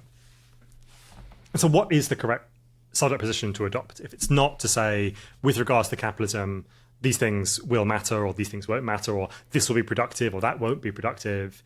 Like, what is the correct sort of subjective vantage point that is the liberatory thing? That you're saying it's a form of liberation to realize that actually you don't matter for capitalism. What is that form of liberation? I mean, I think you said it right there. Like, there is it's not liberation in the sense that you're free, because certainly the world persists, and certainly the world persists, and the relationships that we have to our continued human social reproduction as a species are motivated by the mechanics of slavery. So that's super sad and intense. But I mean, as a first step, I mean, I think a lot of it has to do with a certain type of letting go. I mean, candidly, I think the type of analysis that is grounded in the determining capacity of labor power to make upstream changes on the surface of capitalism itself has been holding us back for a very long time. And it's about time that we set it aside, at least for a moment, to do some, let's say, deeper analysis into the actual internal mechanics of capitalism, and less on its effects upon us. Because we've centered ourselves in this position, not only from a determinative dimension, but also from an effective dimension. Thinking about how it feels, for example, which is legitimate things to do. Like, it's reasonable, but we've done a lot of that stuff, and maybe it's time to do something a little different. On that baffling, and I think perhaps in some ways liberatory note, Marek Poliks, thank you so much for coming on Do Your Own Research.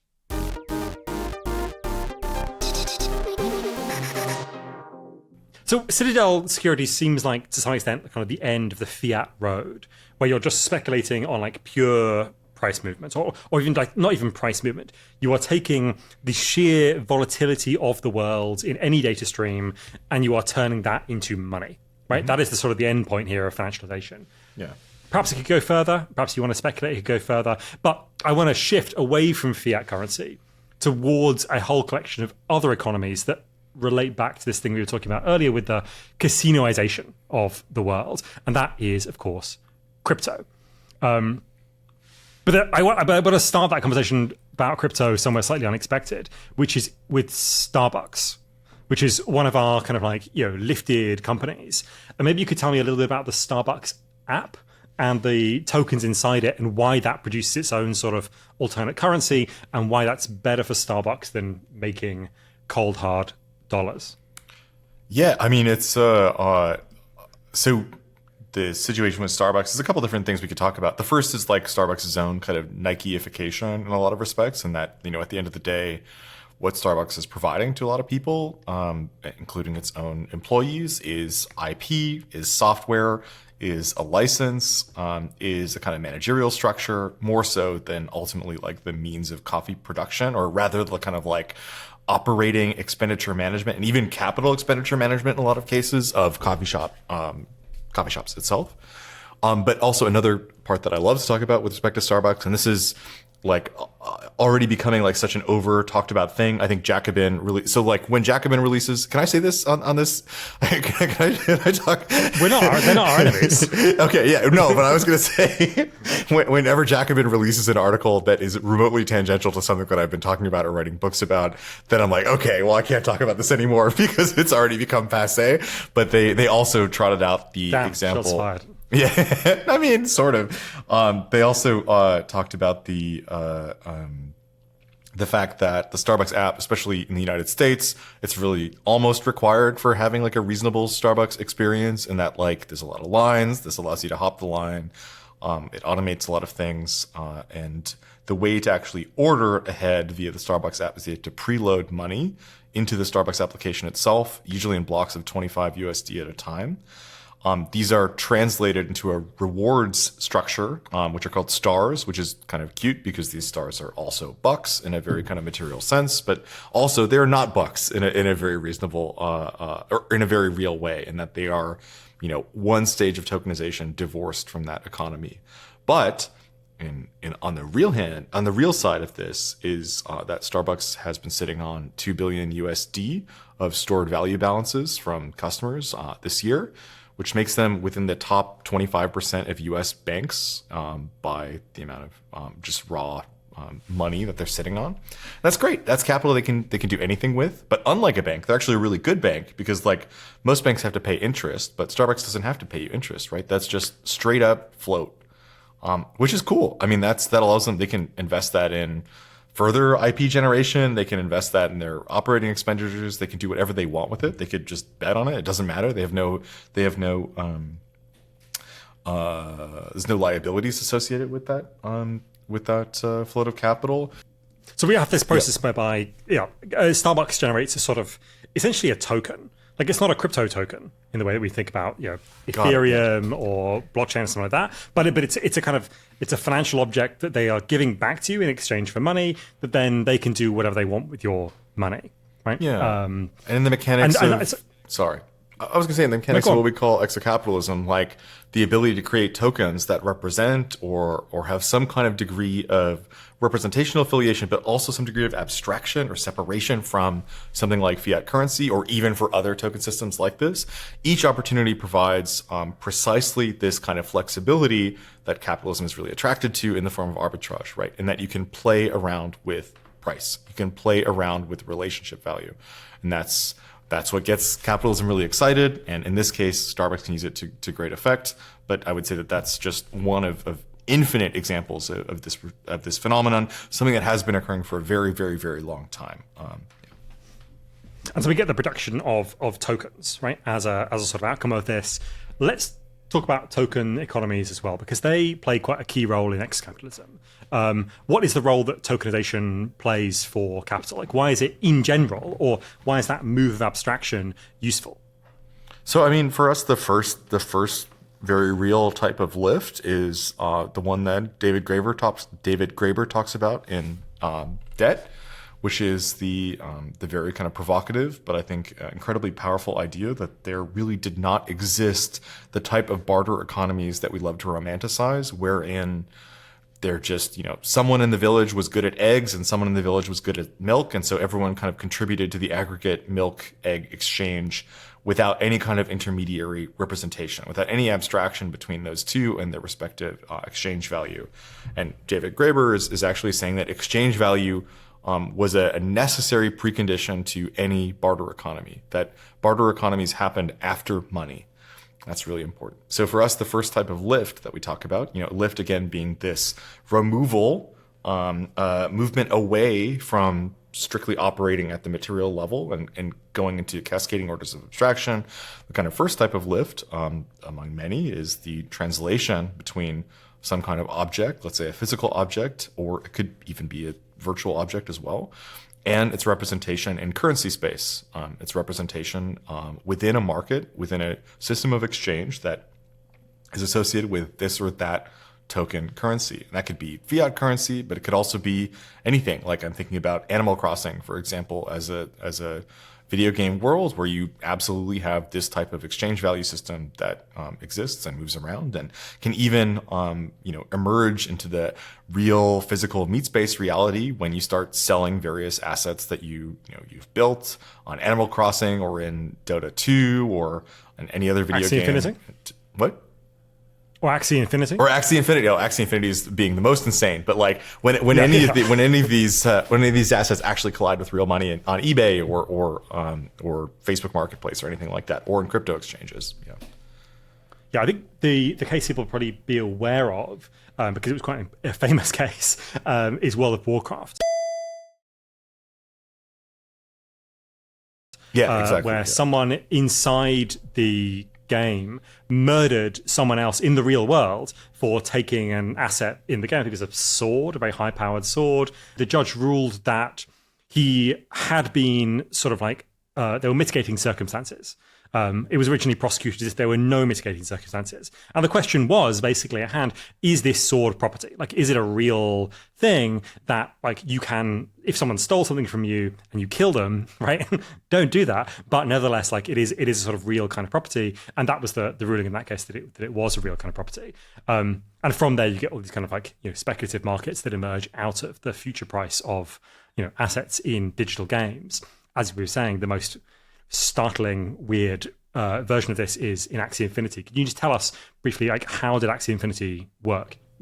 Something really beautiful happens when the video game world coincides with real markets, and something also very annoying as well as we move into greater and greater penetration between these two spaces, as you see video games become more and more about things like nested microtransactions, for example, or become like ways of, like thinking about the kind of shiny Pokemon economy of Pokemon Go, which is already related to the real world in this like super strange augmented reality type of way. Like there's a beautiful coincision that happens there as well. Axie Infinity is a play-to-earn game. So this really took the Philippines by storm a number of years ago, and it was actually like part of a classic aspirational Silicon Valley ideology. Essentially, the idea that the founder of this particular gaming company was like, we can give people the ability to do a kind of weird and abstracted kind of labor, which is to essentially kind of work with these Pokemon-like video game assets and trade them, move them around, catch them, play with them, make them stronger, things like that. So you engage in this kind of totally virtual labor that's disconnected from any kind of material production in the most trivial possible sense, and then those particular creatures can be captured in their kind of singularity as NFTs, and therefore also enter into some kind of very real exchange value with the real kind of with real exchange markets, with not only crypto exchange but also other forms of exchange. And this was actually real. Like, some people got rich with certain Axies, which are these NFT tokenized Pokemon-like video game characters.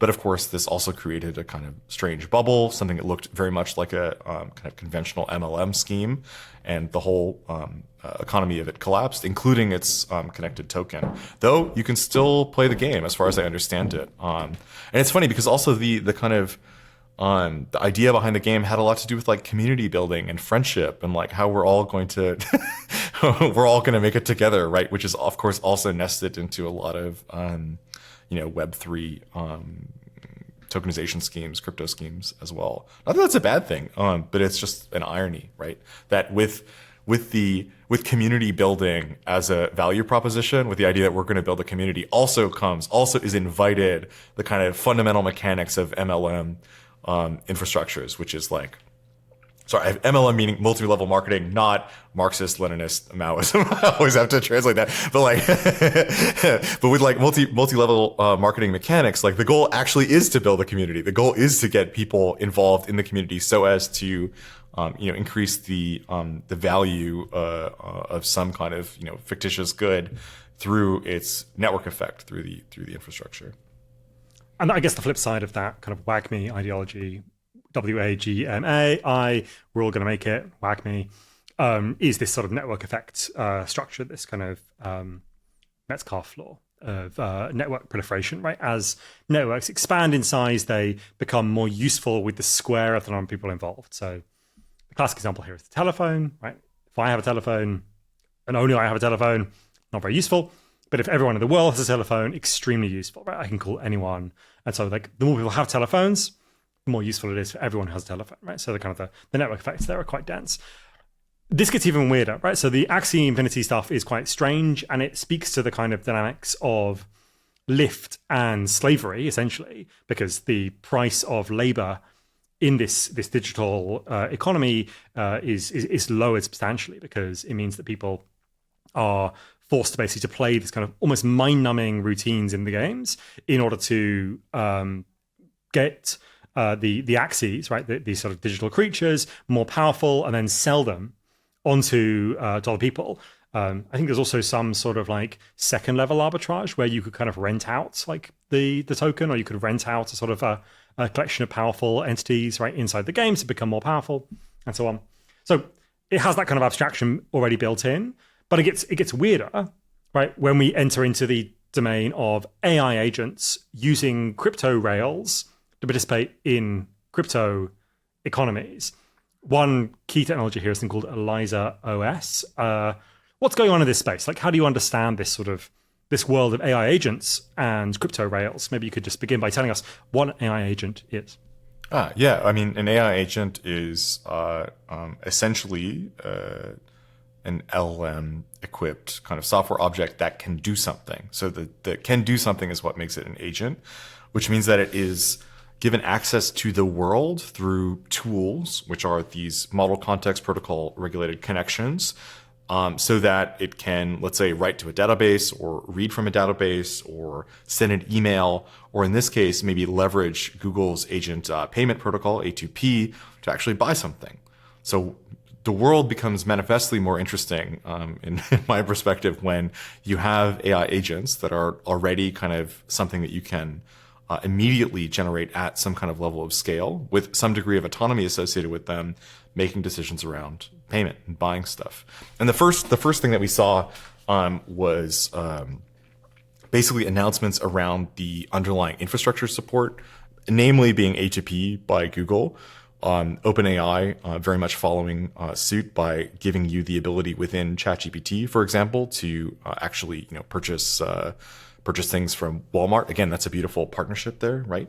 So OpenAI establishing a partnership with Walmart through which you can purchase Walmart-related goods directly in ChatGPT itself. So that financial infrastructure started to be constructed, and of course now the ability to, once you've constructed the tools and the protocols through which an AI agent can actually buy something, now you can truly create bot swarms that can do things like high frequency trading or other types of operations at scales and with levels of visibility that are just, inaccessible to us, I think, in a lot of real ways.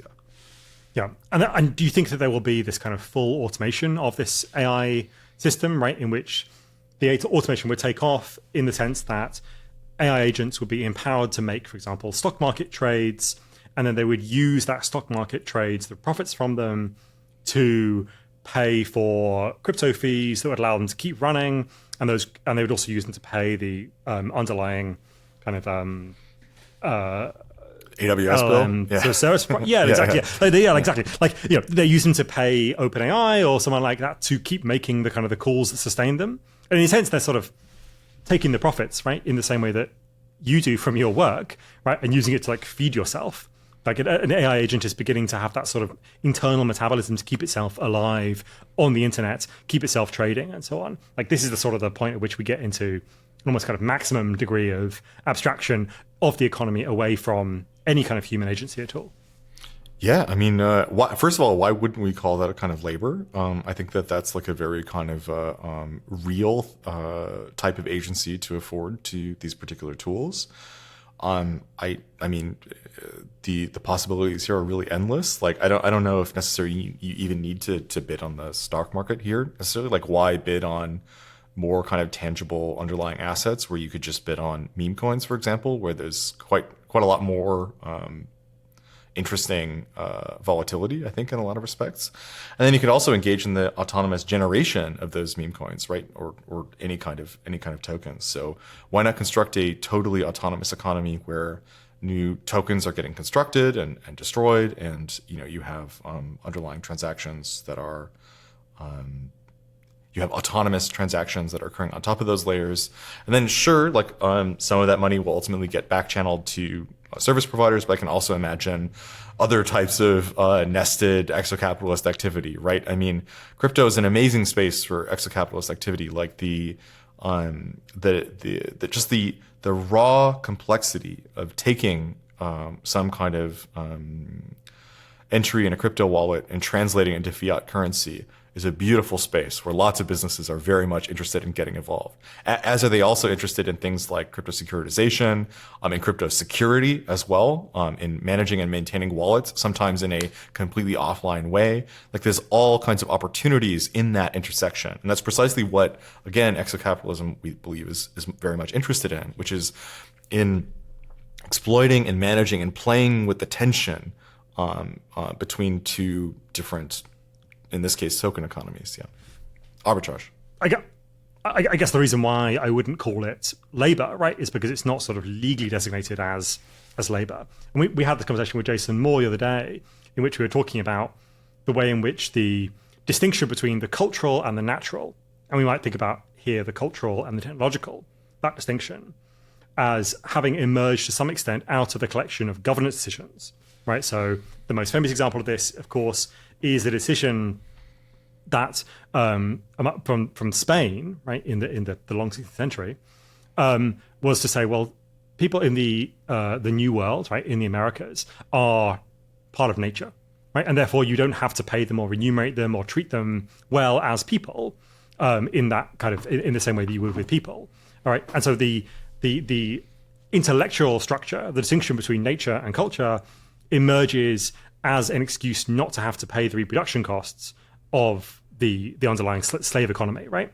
And so I can very well see a kind of that distinction between nature and culture turning into a distinction between nature and technology when we start to say, well, okay, what is the thing that AI is doing actually also labor? And that I see as not just a sort of a thing you can kind of step back from and say, well, I will assess this in sort of neutral terms. But I think that's going to be a major part of an emerging, essentially, class struggle, right, between the question of who gets rightfully paid for labor when AI has become better at doing certain types of labor, like trading on the stock market, better than the humans who have otherwise been doing it until now. Yeah, I mean, I think the question is, what does this do to the concept of labor? Like, to me, that's, I think, the more interesting question. Like, yes, absolutely, governance plays a huge role in this. I think for a lot of us, like, governance is also a kind of like protocol level object. It looks a lot like code. It feels very much natural to and endemic to the world of structures such as this, structures such as exocapitalism. Like, it is absolutely something that can be manipulated and leveraged in those directions and in others. But I mean, I think with every opportunity constructed within governance, like thinking about GDPR again as this example of drag, like within every with this, it's just constructing surface area in a certain kind of scalar relationship, and so that surface area can be an opportunity space. In this case, it certainly will be an opportunity space. I think like the class struggle bit, I think, is interesting, Because again, I mean, I would also hold that AI agents are subordinated to the same kind of underlying implicit mute compulsions of any other kind of components within the kind of general capitalist class. And I would just rather, again, make the statement that, you know, we're going to see an emptying out of this class, most specifically on the human side, into the slave economy as humans continue to struggle to find ways to continue their own kind of physical meat space existences. And I can see that that capitalist class might be increasingly comprised of autonomous agents. Though, again, then the question of things like subject position becomes quite interesting, and whether or not these things have subject positions, I think is an interesting question. I think Mark Andreessen's claim that there's something. So Mark Andreessen is a very famous venture capitalist, probably the most powerful VC in Silicon Valley, and he has made this claim that there is something unique and irreducible about being a VC in particular. Like everything else can be automated. Yeah. But like it's really the labor of being a VC because it requires so much taste, because it requires so many different kinds of knowledge, right? That is basically impossible to automate. Massive cope. Like massive cope. This is what Leif Weatherby calls remainder humanism, right? And I love it because we do this in the arts too. Like in the arts, we love to say like, this is the one contribution that we have as people. Like you can't take art away from us. We are singularly capable. And again, defining this exclusively in negative terms, like of handling this ineffable, indefinable thing, like this space of warmth is ours and you can't take it from us for reasons that have to do exclusively with the indefinability of that space itself. And I love that venture capital is the other space that's defining itself through the same kind of humanistic impulse. Yeah. Yes, Mark Andreessen, a major humanist thinker. I saw this quote the other day, which was that in 2024, right, there were $238 billion of ads that were served only to bots.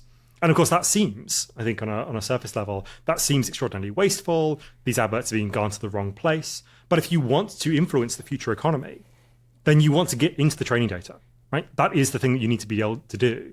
And so I think we move from what is known as dead internet theory to a kind of agentic internet theory, where actually the internet being quote unquote dead because it's populated by bots turns into the internet being more and more alive, more and more dynamic, more and more human-like, because diverse, it is built on and diverse, right? Because it is built on the kinds of data that humans have contributed through LLMs and so on, but also because it is owned and ruled and surfed and so on by autonomous agents that act like people in some respects, but are also profoundly different in other senses.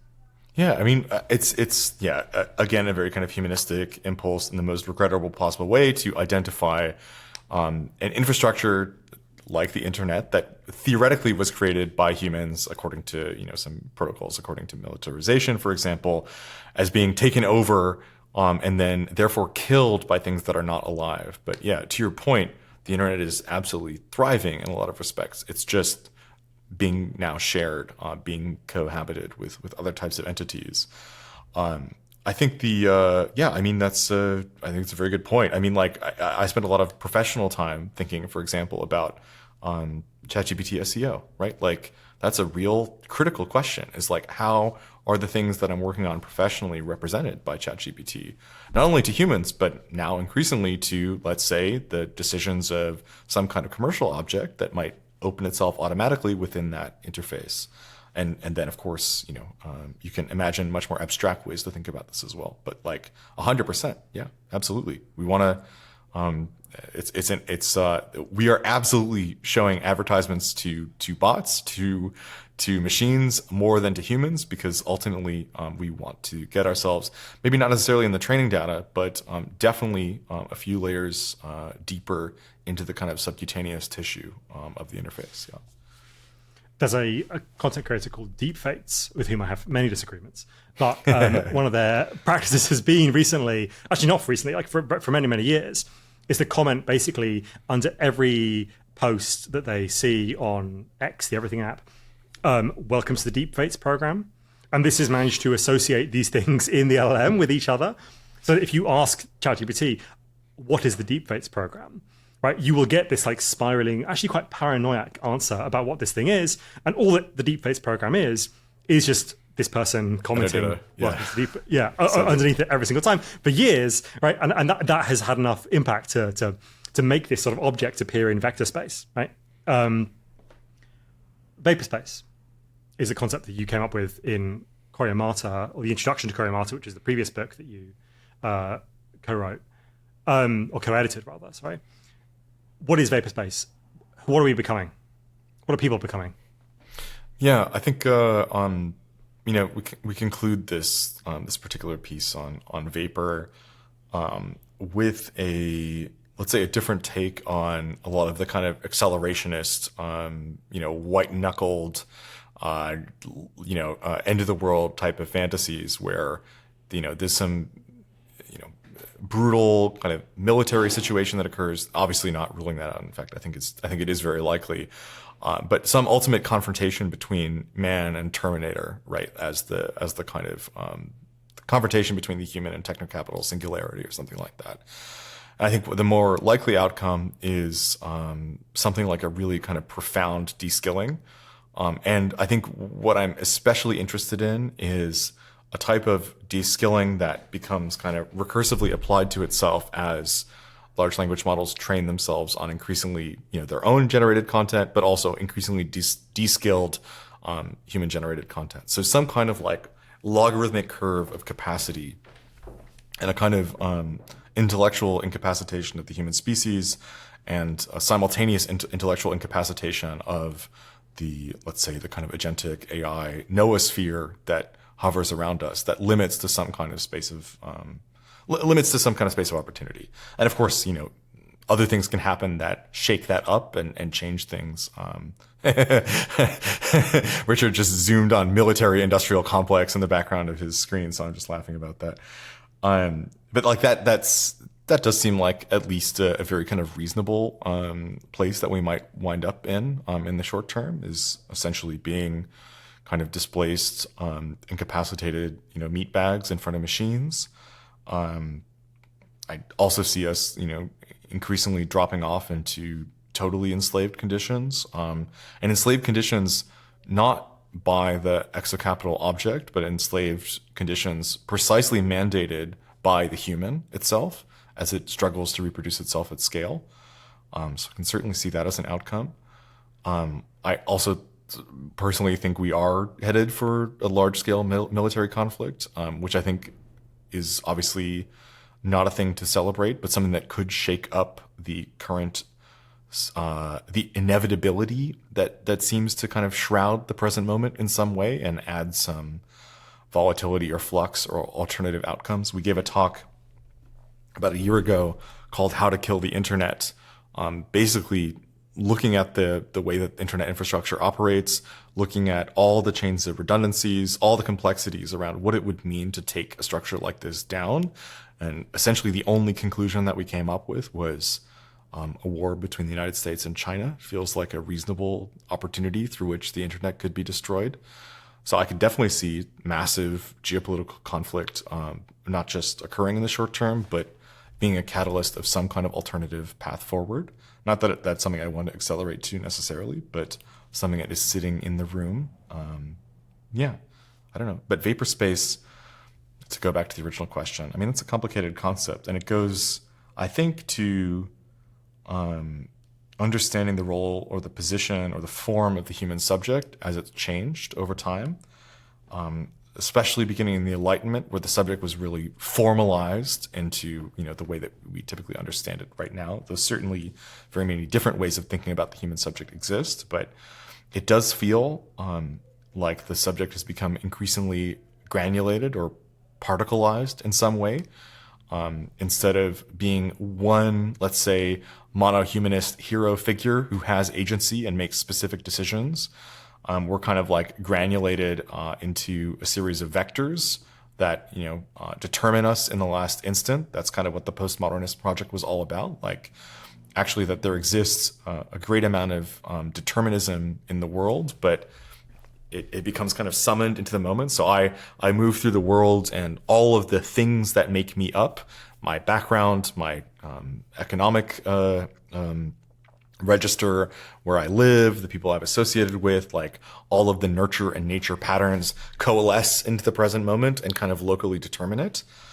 So that was another step forward. And now human subjects are starting to become increasingly, I think, kind of system-like, thinking systems in terms of like dissociative identity disorder or multiple personality syndrome, as it's occasionally euphemistically referred to as, which is that we kind of contain very many different subjects simultaneously, some of which are actively being harnessed and leveraged by this or that computational system, and some of which are not.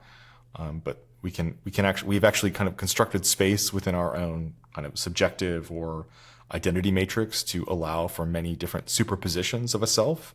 And I can imagine that trend continues to accelerate until there really is no subjective experience at all. Like we kind of move into some kind of post-conscious state. So that's kind of what Vapour-Space is all about, is like imagining what a totally post-conscious space feels like, where we have all these kind of subcontracted cognitive processes that are taken over by other elements, be it capital, be it systems of enslavement, and be it kind of modes of participation in the digital noosphere that we're all parts of at the moment. But before that complete extinguishment of consciousness, right? There are many things that happen, right? There's a whole play of subjectivity. There's a whole collection of sort of releases of those Enlightenment views of what a human could be, that as we become sort of scattered across the surface of Salesforce data systems,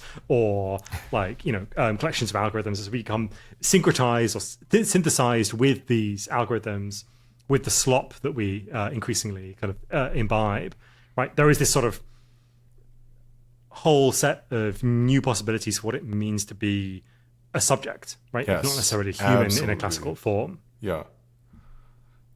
And I think So we I mean, really what we like to talk about, and this was definitely the inspiration for the first book, is we like to talk about AI as a kind of reproductive envelope, where like we're actually reproducing ourselves, like in a very real sense. We're like constructing something that feels inheritive of our position. That doesn't necessarily mean that it has to exist beyond us, but it does feel downstream from some decisions that we've made. It feels like our genetic mark is imprinted there in some incredibly traceable ways. And that there's something really powerful and poignant about recognizing the fact that we're all kind of reproducing with each other. And so part of the opportunity that we talk about in Vapour-Space is this kind of gametic centrifuge, where the kind of spermatozoa and ova of the kind of human conceptual, noospheric, intellectual, spiritual thing is kind of being blended all together. And that could mean, reversion to the mean in every respect, and construction of just the most kind of generic possible outcomes. But it could also mean some opportunities for a very hard to describe but interesting kind of solidarity of parts of ourselves with parts of agentic systems, parts of LLMs, distributed parts of ourselves as well. Opportunities for solidarity where maybe individual personae or components of my own kind of subjective system might disagree with and might actively be at war with parts of yours, but other components might very much be operating in something like a kind of loose or actually a very much real type of solidarity.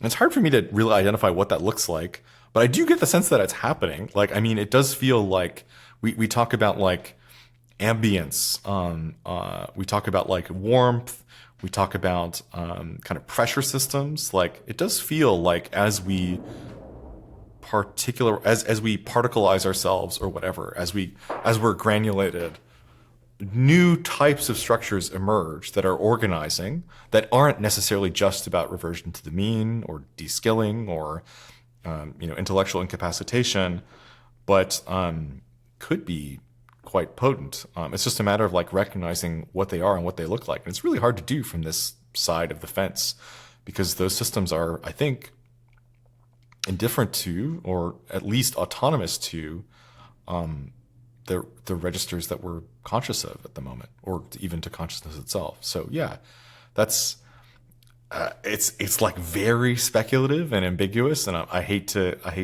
leave you with that, but I am kind of excited about it. I would say that this is something I intend to be thinking about for the next 10 years or so, though certainly that could change. But like, what does it mean for attractors, systems to exist with this particular type of material? I think is interesting, especially political systems. I think that's like a really interesting question. Marek Poliks, thank you for doing your own research. Thank you for having me, Richard. And sorry I kept wringing I just messed up my neck last night, but I feel like that's gonna be captured on the. I have to explain why I've been doing this for like the past 2 hours. No, it's fine. It's fine. It was great to be here. I appreciate it.